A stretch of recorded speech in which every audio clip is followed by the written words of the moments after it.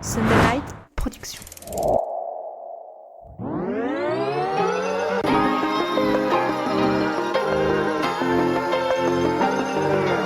Bienvenue sur le podcast Dans la tête d'un cycliste, l'émission dédiée à tous les passionnés de vélo sous toutes ses formes. Chaque semaine, Arnaud Manzanini part à la rencontre de celles et ceux qui font le cyclisme pour nous inspirer et nous aider à nous améliorer. Bonjour à toutes et à tous, bienvenue dans ce nouvel épisode du podcast Dans la tête d'un cycliste, de la capsule santé, où je retrouve à nouveau Camille. Bonjour Camille. Salut Arnaud. Je suis ravi de te retrouver pour cette capsule santé justement où on a un invité particulier, une invitée qui va nous partager son expérience en lien avec le sujet du jour. Et justement, le sujet du jour, quel est-il Camille ? Alors aujourd'hui, c'est un sujet qu'on n'a encore jamais abordé et je suis trop contente de l'aborder et je suis trop contente de notre invitée du jour et de la recevoir. Le sujet du jour, c'est maman et cycliste. Et voilà, parce que moi, j'avais envie qu'on explore l'équilibre fascinant qu'il existe entre la maternité, la carrière de cycliste, en particulier pour les pros. Et voilà, on reçoit une femme extraordinaire que j'ai eu la chance de rencontrer sur le Tour Femmes cette année. C'est Pascale Jolland-Tranchant. Donc Pascale, pour celles et ceux qui ne la connaissent pas déjà, c'est une cycliste française et ancienne pro. Elle est championne du monde du scratch et elle a été championne du monde militaire en route en 2013. Elle compte pas moins de 15 titres de championne de France sur piste, si je me gourre pas. Et Pascale, elle est également maman. Et on avait eu l'occasion de parler un petit peu de tout ça lors de notre rencontre. Et c'est elle qui m'a inspiré ce podcast. Et quand je lui ai proposé de l'interviewer, elle m'a dit oui. Donc bonjour Pascale. Et voilà, on est vraiment hyper content de te recevoir. Merci, moi aussi ça me fait plaisir que tu aies pensé à moi pour ce podcast, donc c'est toujours un sujet qui me tient à cœur de parler de la maternité et le sport de haut niveau parce que déjà moi ça fait 6 ans donc j'ai vécu ça, donc ça fait déjà quelques temps, mais je pense que c'est toujours bien d'en parler parce que ça reste quand même nouveau, donc de pratiquer du sport au niveau professionnel et d'avoir un enfant et de reprendre après, donc voilà, c'est toujours intéressant d'échanger sur le sujet. Complètement. Est-ce que pour du coup nos auditeurs qui ne te connaissent pas déjà, tu peux te présenter en quelques mots, j'ai un peu raconté tes titres, mais au-delà de ça, tu as une très belle carrière et un très beau parcours, donc nous dire d'où tu viens, tes mamans, combien tu as d'enfants, nous raconter tout ça, quoi. Oui, alors moi j'ai commencé le cyclisme à 11 ans, donc j'ai fait de la piste et de la route. Donc moi j'étais employée par le ministère des Armées pour vivre du cyclisme parce que avant, enfin, c'était pas encore très professionnel, donc fallait vraiment se débrouiller comme on pouvait. Et donc j'ai eu un contrat avec l'armée, donc c'était à partir de 2011. Donc voilà, donc ce qui m'a permis de continuer donc jusqu'à la fin de ma carrière. Donc j'ai arrêté en 2019 et j'ai eu ma première fille en 2017. Voilà. Et maintenant j'ai 3 filles. Donc j'ai arrêté ma carrière pour ma première grossesse, j'ai repris la compétition et après j'ai re-arrêté pour avoir ma deuxième et maintenant j'ai une troisième petite fille. Tu vas nous raconter justement, notamment la première grossesse, même s'il y en a eu d'autres, tu viens de nous le dire, mais avant qu'on rentre justement dans cet échange autour de la grossesse et être maman à vélo, sur son vélo, tout en ayant une carrière et plein de choses à faire à côté.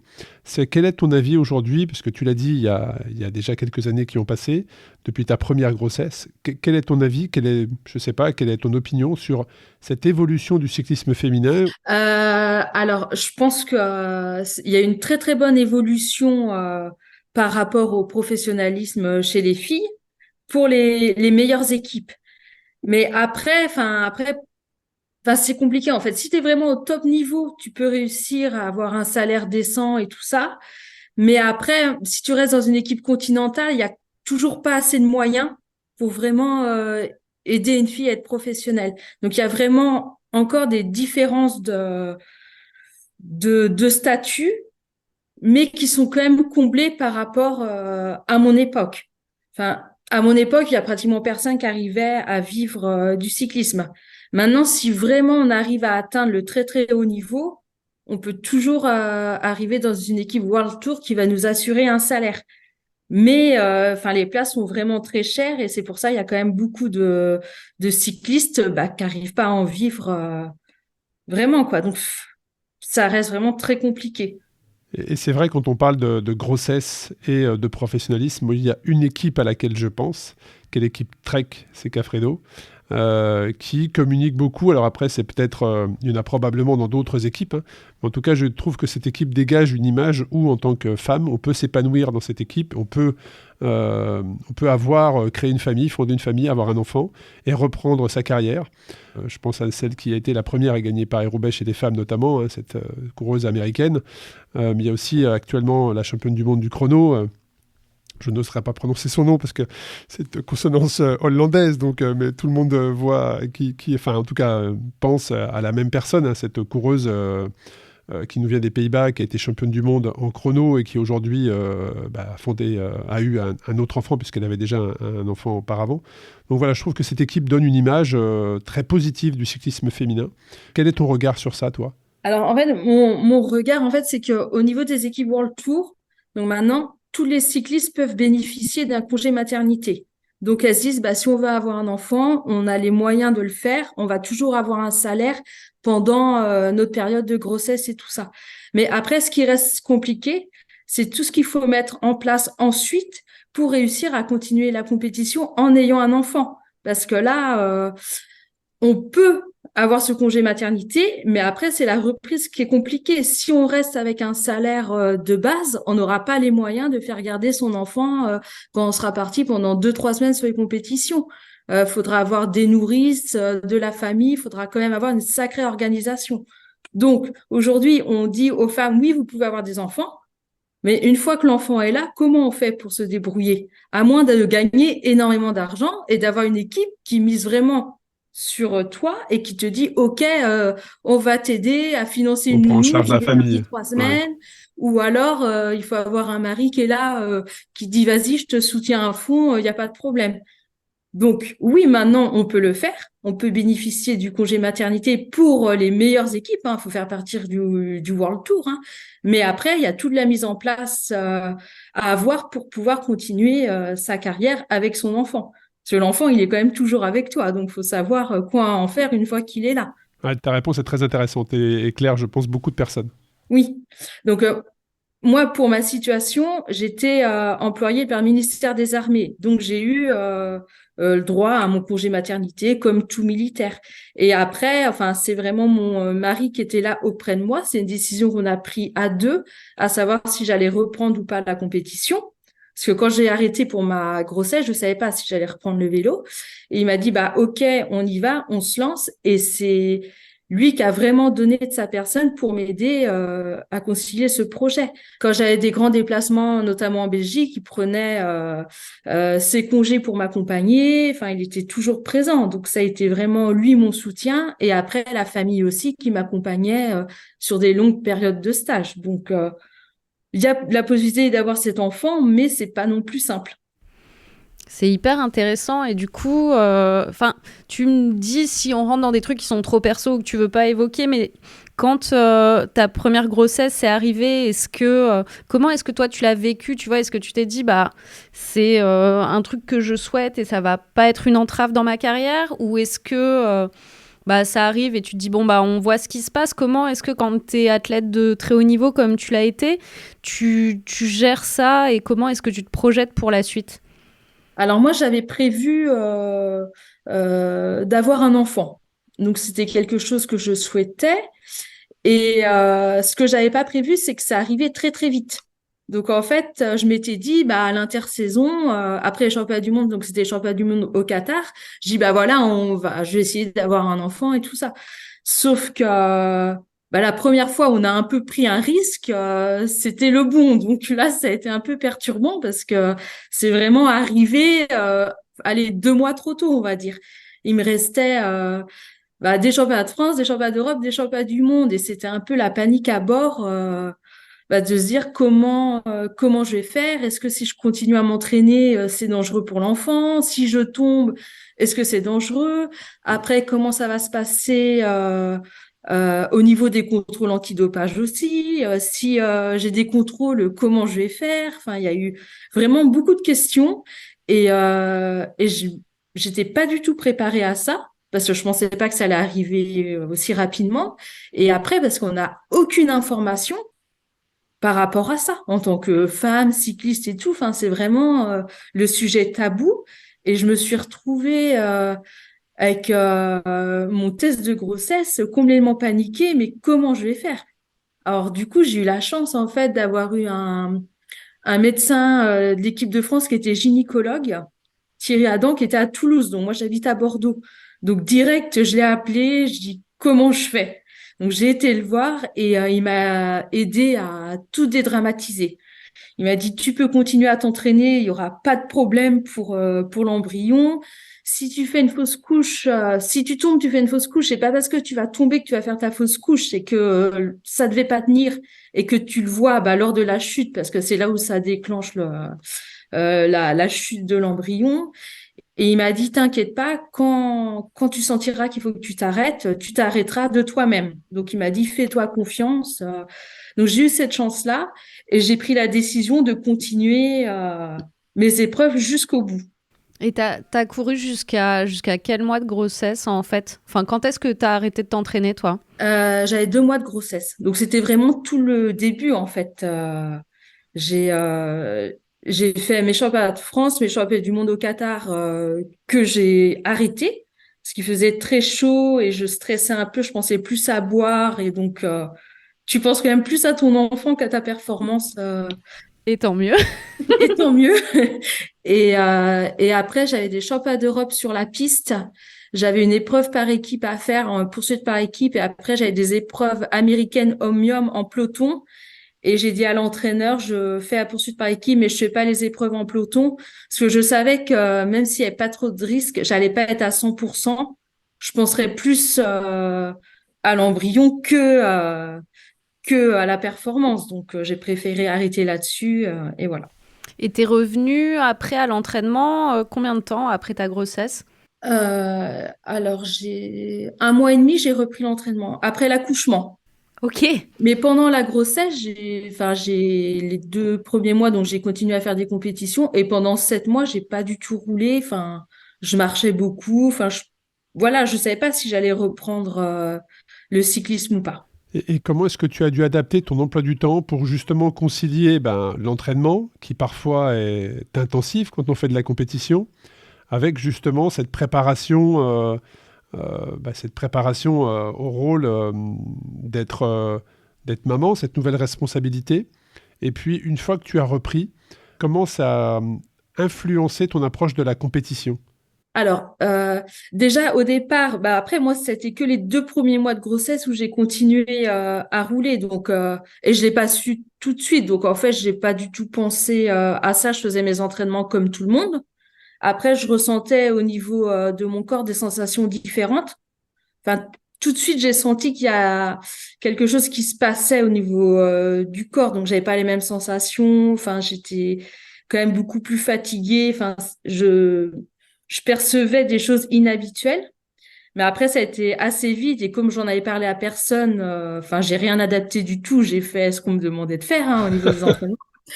Et puis après, par contre, la reprise, ça s'est passé beaucoup plus facilement que prévu. J'avais énormément de force et d'endurance alors que j'avais pas roulé pendant 6 7 mois. Alors j'ai accouché au mois de mai, j'ai repris au mois de juillet et au mois d'octobre, je retrouvais mes mêmes valeurs de PMA. Ça, c'est super intéressant. Ça, c'est Ouais. super intéressant ce que tu partages, parce que ça doit pouvoir probablement à toutes les femmes qui nous écoutent et qui veulent aller vers une maternité, mais qui se posent beaucoup de questions. Très clairement, là, tu casses des codes et tu réponds très clairement que on peut être maman et rapidement retrouver son Ah niveau. oui, je pense que, enfin moi, l'année où j'ai repris l'entraînement après la grossesse, j'étais beaucoup plus performante que les années d'avant grossesse. La première année. Et toute la reprise d'entraînement a été vraiment facile, simple. Et est-ce que tu appréhendais cette reprise de compétition? Ah oui, oui. Déjà, alors après, moi, j'étais plus dans mon équipe, donc il fallait que je retrouve une autre équipe professionnelle. J'ai été en Belgique, donc j'ai contacté le manager de l'équipe. Donc déjà, je savais pas s'il souhaitait me reprendre parce que pendant 7 mois, j'avais pas fait de vélo, donc j'étais dans l'inconnu complet. Et lui, il m'a tout de suite fait confiance. Il me fait, oui, oui, si, je vais bien te prendre. Donc là, la première étape était validée. Je savais que j'avais retrouvé une équipe pour reprendre la compétition. Et après les entraînements, je voyais bien que j'arrivais à les enchaîner et que voilà, peut-être le premier mois était, fallait bien reprendre les automatismes et puis après, il y a quand même une perte de musculature, donc faut refaire quand même bien du gainage, hein, bien reprendre, mais ça va vraiment très vite et la première course que j'ai faite, c'était avec les hommes, je me suis vraiment étonnée parce que j'avais retrouvé mon niveau, même mieux au bout de 6 mois d'entraînement. Et est-ce que vous en parlez entre filles? C'est-à-dire, est-ce que dans le peloton, avant accouchement et après, je sais pas, les filles, les femmes venaient te poser des questions ou est-ce que tu as vraiment fait ça tu t'es senti presque seule, je dirais même dans cette époque-là, dans ce passage-là de ta vie. Pendant la grossesse, c'était très récent, donc j'en parlais pas. Enfin, j'en ai parlé une fois que je savais que j'arrêtais. Et après, au niveau de la reprise, non, j'en ai pas forcément parlé. Après, des cyclistes sont venus me parler quand elles sont, enfin, il y en a pas eu beaucoup, mais sont tombées enceintes et qui avaient les mêmes peurs que moi au début, qui essayaient vraiment d'avoir mon expérience pour voir comment s'était passé mon début de grossesse et si elles pouvaient continuer le vélo, les compétitions, jusqu'à quand. Donc là, j'ai eu des filles qui sont venues me poser ce genre de questions. Et aujourd'hui, est-ce que tu penses que ça a évolué dans le peloton, ces questions-là, ou est-ce que c'est les mêmes codes, je dirais, les mêmes sujets tabous qu'aux années où tu étais à très haut niveau? Je pense que ça a évolué dans le sens où maintenant il y a quand même plusieurs cyclistes qui ont eu des enfants et qui ont repris, et les filles du coup se disent que c'est possible de le faire. Et voilà, après il y a un exemple à montrer, et après tout le monde suit, c'est possible. Et je pense que si j'avais voulu le refaire maintenant, j'aurais poussé l'entraînement beaucoup plus loin que de m'arrêter au bout de 2 mois. Je pense que avec le recul que j'ai et la grossesse que j'ai passée, enfin après j'ai eu d'autres grossesses, je pense qu'une fille qui veut vraiment reprendre sa carrière, elle peut continuer à rouler pratiquement jusqu'à la fin de sa grossesse, hein. Non, c'est intéressant. Il y a quelque chose qui m'a interpellé tout à l'heure. Tu as parlé ou quand tu as su que tu étais enceinte, justement, tu t'es posé tout un tas de questions, notamment sur le dopage. Est-ce que tu peux nous expliquer les conséquences du fait d'être enceinte et justement les conséquences sur un contrôle antidopage? Quels étaient les risques? Du coup, moi, j'ai posé la question au gynécologue que j'avais été voir. Il m'a dit, au contrôle, enfin, ça dépend si on recherche l'hormone de la grossesse. Il dit, si on la recherche pas, on n'a pas moyen de voir que tu es enceinte. Et si on la recherche et que tu es positive, après, tu as juste à justifier de ta grossesse pour te dédouaner du contrôle positif. Mais après, moi, j'ai eu un contrôle urinaire lors des championnats de France et après un suivi biologique, je faisais partie de Adams et j'ai eu aucun retour par rapport à ces contrôles-là. Donc, ça n'a pas été contrôlé ou ça n'a pas été détecté. Après, c'était que le début de la grossesse. Donc, Ouais, je fais un tout petit aparté sur ça. En fait, il faut savoir que donc l'hormone de la grossesse dont parle Pascal, qui est la bêta-HCG, euh, elle apparaît au contrôle antidopage. Pourquoi? Parce qu'en fait, il y a eu toute une période assez sombre de l'histoire du dopage qui inclut pas mal d'athlètes russes qui, en fait, utilisaient les super pouvoirs un peu que donne la grossesse. Enfin, on les forçait, hein, c'était pas, je pense, elle le faisait pas de gaieté de cœur, mais en gros, on faisait tomber des athlètes enceintes avant les grandes échéances pour qu'elles utilisent un peu ces espèces de boosters hormonaux pour mieux performer et ensuite on les faisait avorter. Et du coup, c'était malheureusement une technique de dopage souvent étatique. Et voilà, et c'est plus vraiment le cas maintenant, mais c'est vrai que c'est quelque chose qui est encore surveillé et qu'on regarde et on vérifie que justement, on ne force pas les femmes à tomber enceintes et à les faire avorter après, juste pour bénéficier éventuellement de ce petit boost-là. Et je pense que toutes les femmes qui sont tombées enceintes, en plus, savent que c'est quand même très aléatoire parce qu'il y a des femmes qui vont être un peu boostées, il y en a d'autres qui vont être malades, il y en a d'autres qui vont être très très fatiguées. Mais voilà, c'était une idée de mec, je pense. Hein. C'était vraiment très, très brillant. Ça ne peut être que ça. Ça ne peut être que ça, une idée de mec russe. et de médecins, qui connaissent bien à quel moment fallait tomber enceinte et tout ça, parce que franchement, moi, au bout d'un mois de grossesse, j'étais mais très très mauvaise. Je veux dire, j'avais perdu toutes mes qualités au niveau du sprint. Je faisais un effort, je récupérais pas. Donc, à aucun moment, j'ai senti un bénéfice là-dessus. Après, par contre, je pense que après la grossesse, quand j'ai repris l'entraînement, et l'année d'après, je pense que peut-être là, je me suis sentie beaucoup plus performante parce qu'il me restait peut-être encore des hormones. Je sais pas, mais Et avant, est-ce que tu non. as changé des choses? Est-ce que tu as changé des choses pour les autres grossesses qui sont arrivées ensuite? Est-ce que tu t'es entraîné plus longtemps? Quel a été l'impact en fait des réponses à toutes les questions que tu te posais sur la première grossesse? Quelles ont été les conséquences sur les grossesses suivantes? Bah après, moi, pour mes secondes grossesses, j'avais fait le choix d'arrêter ma carrière sportive. Donc, j'ai pas continué l'entraînement. Mais j'ai roulé beaucoup plus longtemps pour le plaisir. Euh, Notamment ma dernière grossesse. Donc, j'allais au travail en vélo. Enfin, j'ai 15 kilomètres. J'ai fait jusqu'à 5-6 mois de grossesse. J'ai fait beaucoup plus de sport pour ma deuxième et troisième grossesse. Alors, j'avais plus d'intérêt que pour la première où j'ai repris après. Très intéressant. Je pense que les femmes, faut vraiment qu'elles dédramatisent par rapport au fait de faire du sport ou non, mais toutes les femmes, hein, pas que les cyclistes. Hein. C'est pas parce qu'elles pratiquent un sport que ça va répercuter des problèmes sur leur enfant à naître, bien au contraire. Et, euh, et je pense qu'il y a beaucoup de gynécologues de plus l'ancienne génération qui n'ont pas assez de connaissances là-dessus. Peut-être même que le cyclisme est même protégé parce que, je ne sais pas, une femme enceinte de 3, 4 mois, 5 mois, de la course à pied, c'est peut-être plus compliqué. Là, du vélo, c'est un sport porté. C'est peut-être même un sport idéal justement pour continuer sa prépa physique, continuer à être en forme, à s'aérer l'esprit. Oui, c'est sûr. Après, le seul risque à vélo, c'est le risque de chute. Le risque de chute, oui. Voilà.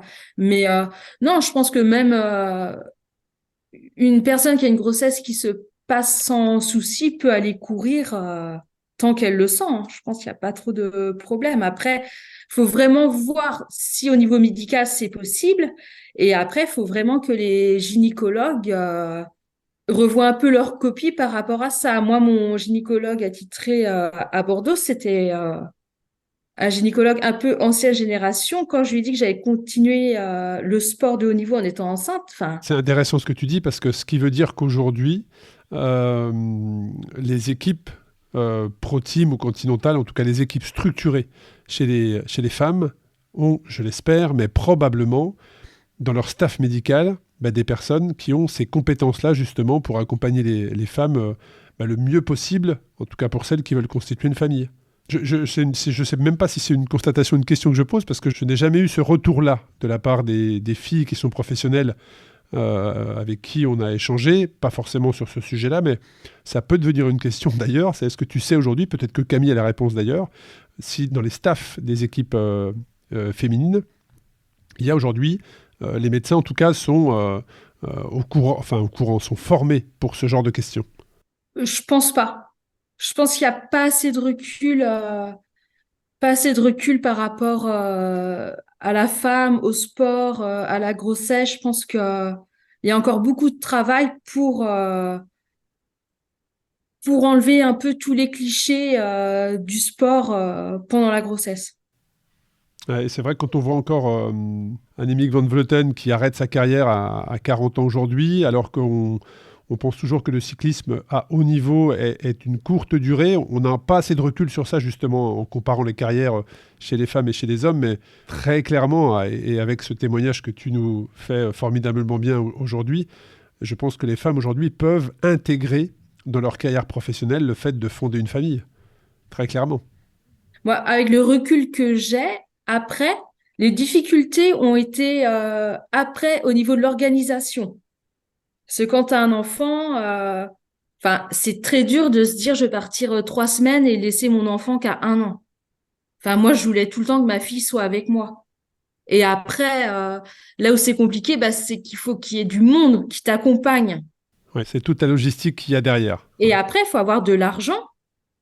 pour payer la personne qui vient. Enfin, moi, mon mari, il m'a accompagné sur des championnats du monde et tout pour pas que je sois trop longtemps sans l'avoir et tout. Enfin, ça a vraiment un coût financier.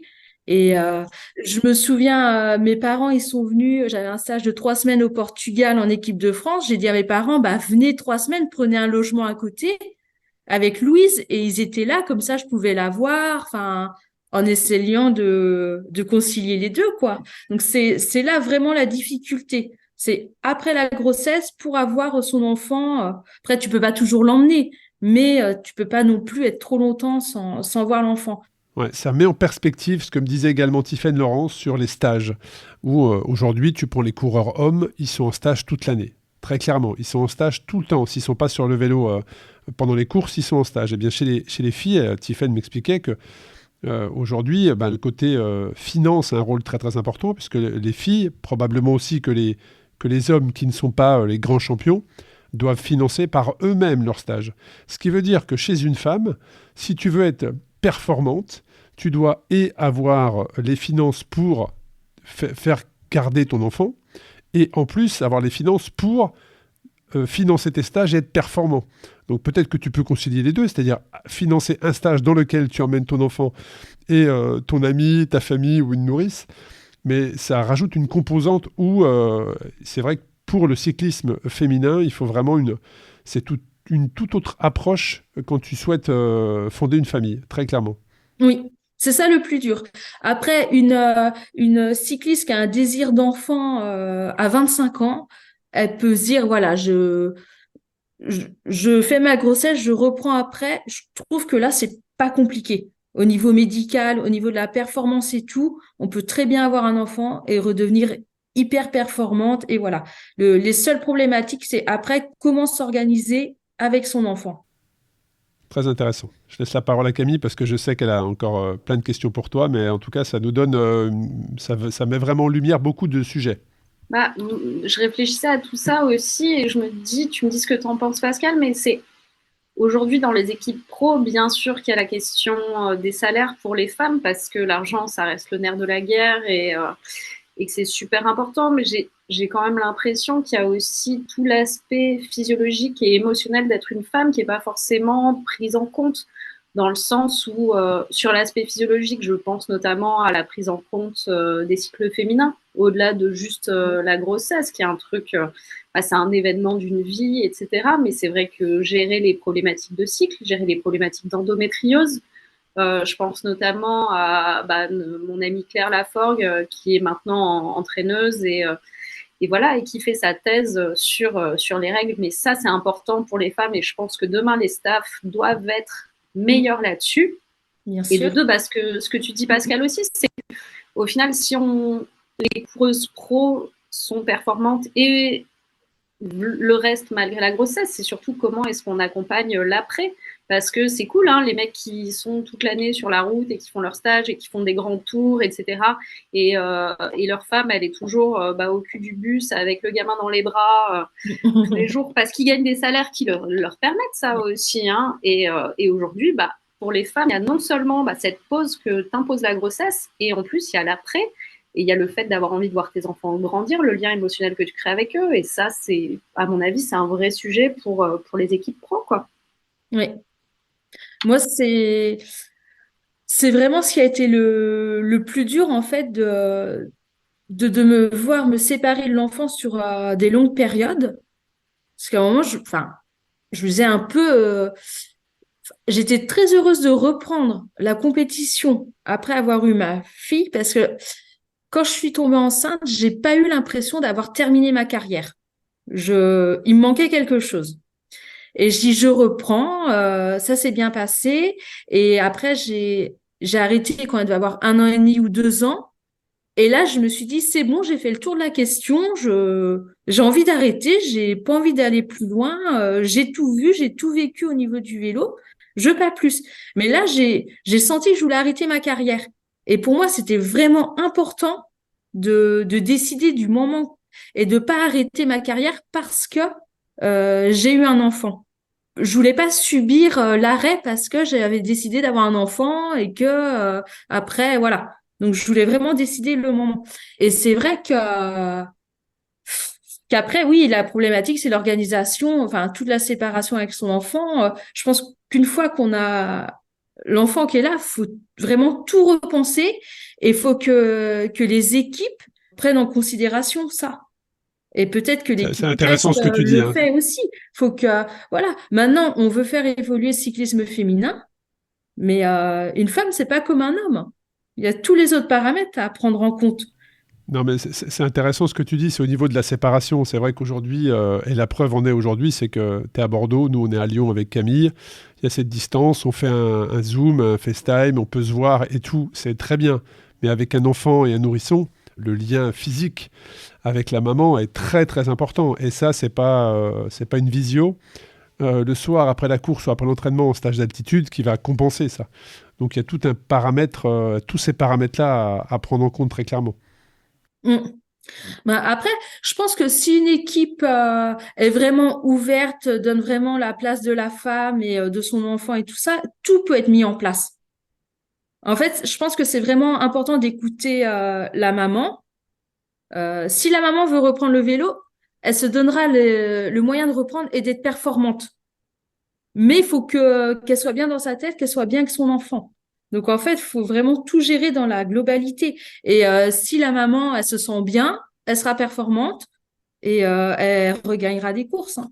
J'ai une dernière question, moi, Pascal, sur si tu avais un conseil en fait à Donner à une athlète qui aujourd'hui a envie de devenir maman ou peut-être est en train de le devenir et bah toi maintenant tu as cette expérience et en tant qu'athlète et en tant que super maman parce que tu as 3 petites filles, est-ce que tu as un conseil ou un truc que toi tu aurais peut-être aimé qu'on te dise au moment de ta première grossesse et qui t'aurait aidé ou fait gagner du temps?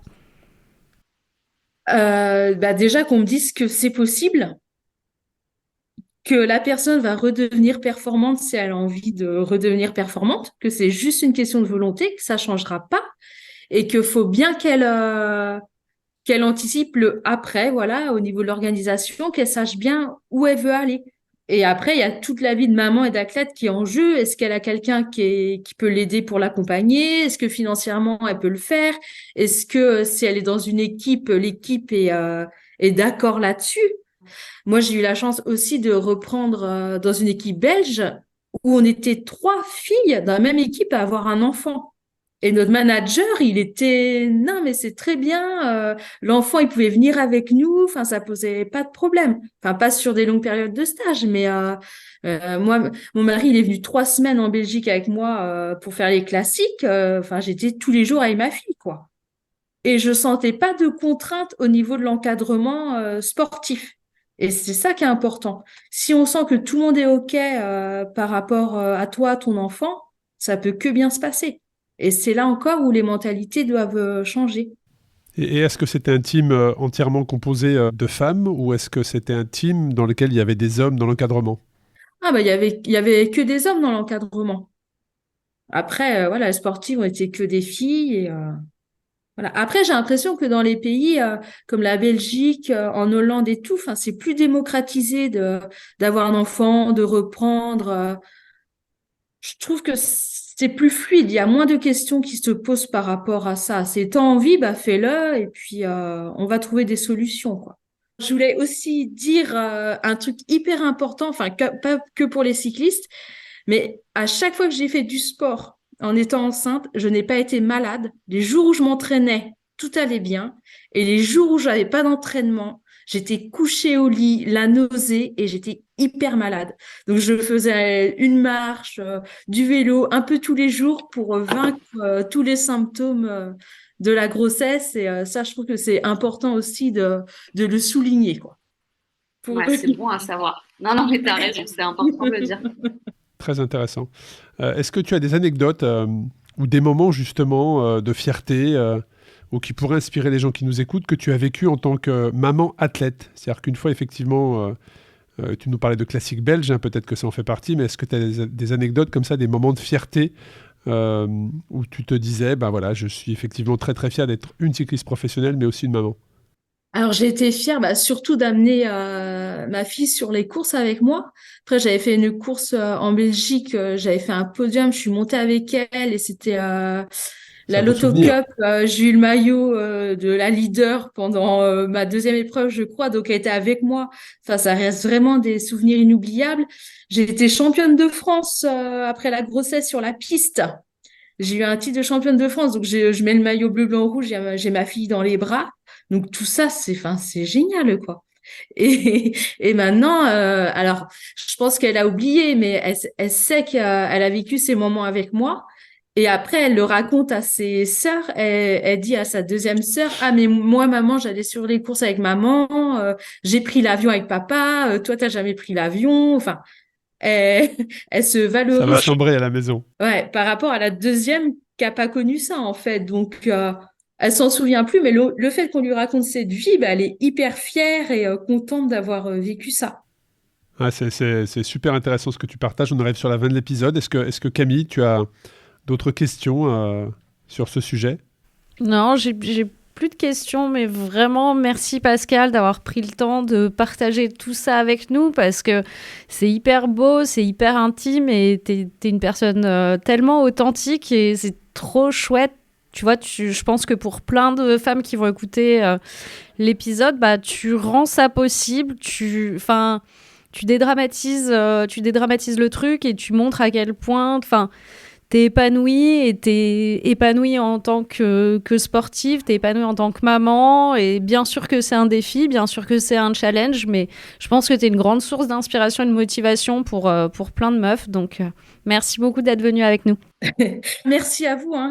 Ça m'a fait C'est un plaisir super témoignage. d'échanger sur le sujet. Et, Je confirme, c'est vrai que c'est un sujet avec Camille. On a traité beaucoup de sujets en 2 ans, mais c'est un sujet qu'on n'avait jamais traité. Et de par ton témoignage, franchement, ça casse les codes. On a mis aussi les pieds dans le plat, hein, voilà, d'un sujet qu'on ne parle pas beaucoup parce que non, c'est pas vraiment possible.